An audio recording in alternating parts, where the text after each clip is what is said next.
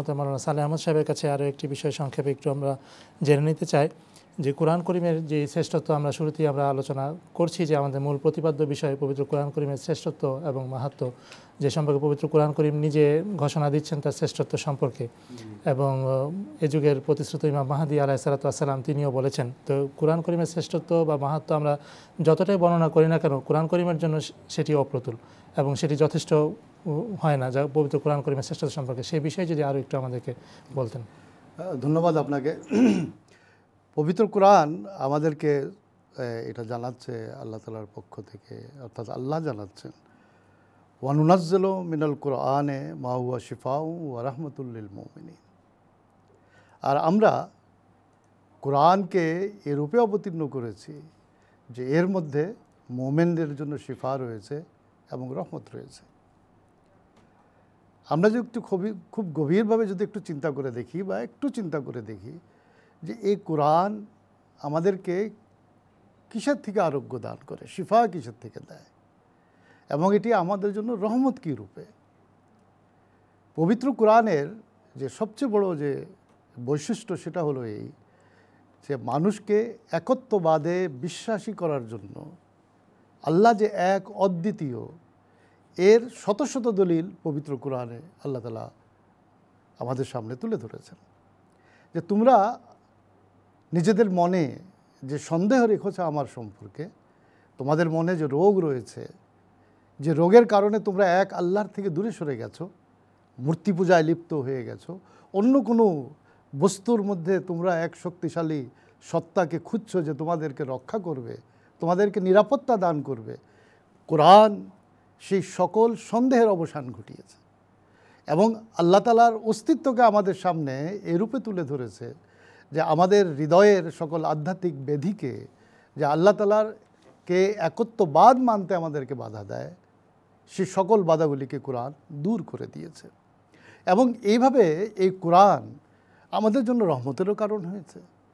যে আল্লাহ তাআলা যে মানুষকে সৃষ্টি করেছেন যে মানুষ যেন স্রষ্টার উপাসনা করে, আল্লাহর সান্নিধ্যে পৌঁছে, এই কোরআনের মাধ্যমে মানুষের অন্তর থেকে সেই আধ্যাত্মিক ব্যাধিগুলিকে দূর করে মানুষকে আল্লাহ তাআলার সান্নিধ্যে পৌঁছে আল্লাহর রহমতের অধিকারী কোরআন করে দেয়।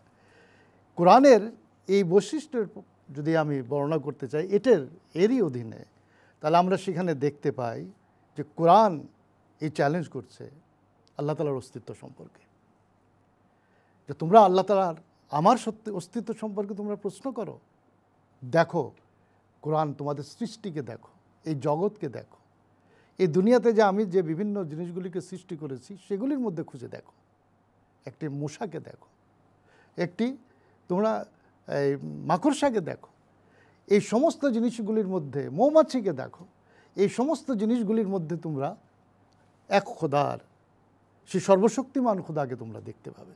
সুতরাং কোরআনে শরীফ যে শেফা যে বর্ণনা করেছেন, এই শেফার মধ্যে আল্লাহ তাআলা এবং রহমত বর্ণনা করেছেন, এখানে আল্লাহ তাআলা অনেকগুলি তার চ্যালেঞ্জ মানব জাতির সামনে রেখেছেন।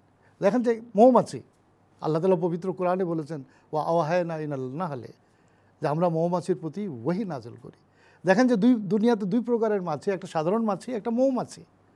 এক মাছি যার উপরে ওহী হয় সে ফুলে ফুলে সুরভিত জায়গায় ঘুরে ফিরে বেড়ায়, আর যার উপরে ইলহাম হয় না, যে মানুষের সম্পর্ক আল্লাহর সাথে নেই, সে একটি সাধারণ মাছির মতো, সে ময়লা আবর্জনা বিভিন্ন জায়গায় ঘুরে বেড়াচ্ছে। তো আল্লাহ তাআলা তার নিজের অস্তিত্বের প্রমাণে এই কোরআন শরীফকে মানুষের সামনে রেখেছেন এবং এটা চ্যালেঞ্জ দিয়েছেন যে হাল তারা মিন ফুতুর, যে তোমরা নিজেদের দৃষ্টি ঘুরাও এই সমস্ত জগতের দিকে, আবার ফিরিয়ে আনো, দেখো যে সমস্ত ক্লান্ত শ্রান্ত হয়ে ফিরে আসবে, কিন্তু এই সৃষ্টির মধ্যে তোমরা কোনো ধরনের বিচ্যুতিকে দেখতে পাও? দেখতে পারবে না। কেন? আহসানুল খালিকিন, আল্লাহ এর সৃষ্টিকর্তা। এরপরে আল্লাহ তাআলার নিজের যে সিফাত, নিজের গুণাবলীর চ্যালেঞ্জ দিয়েছেন যে আমি এই সমস্ত গুণাবলীর অধিকারী, যদি তোমাদের কাছে কোনো কল্পিত যদি খোদা থেকে থাকে তার মধ্যে আমার এই গুণাবলীগুলি দেখাও। আমি মুজিব, আমি সামি, আমি বসির, এই যে আমার যে বড় বড় মালিক ইয়াউমিদ্দিন, আমি রহমান, আমি রহিম, এই গুণাবলী কোনো তোমাদের কল্পিত খোদা যাকে বানিয়ে রেখেছো ওগুলোর মধ্যে দেখিয়ে দাও।